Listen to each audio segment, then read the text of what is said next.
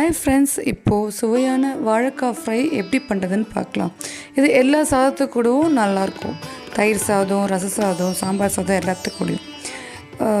இப்போ வாழைக்காவை ரவுண்டாக கட் பண்ணி அதை தண்ணியில் வேக வச்சு எடுத்துக்கணும் ஒரு 5 to 10 நிமிஷம். அப்புறம் ஒரு கடாயில் எண்ணெய் ஊற்றி அதில் இந்த வேக வச்சுருக்க வாழைக்காவை போடணும். போட்டுட்டு அது ஒரு 5 நிமிஷம் நல்லா ஃப்ரை பண்ணணும். அந்த ஆயில்லையே நம்ம திருப்பி போட்டு நல்லா ஃப்ரை பண்ணணும்.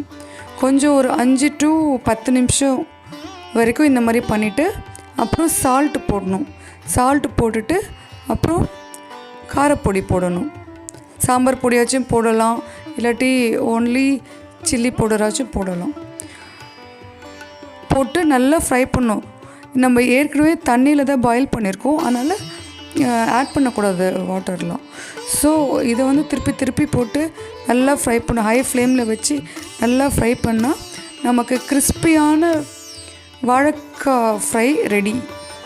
இது தயிர் சாதம் கூட, ரச சாதம் கூட, சாம்பார் சாதம் கூட எல்லாத்துக்கூடவும் சாப்பிடலாம். ரொம்ப சுவையாக இருக்கும். இது ஈஸி கூட. ஸோ இது ஒரு வாட்டி ட்ரை பண்ணணும். It's a must try. It's very easy try. Thank you.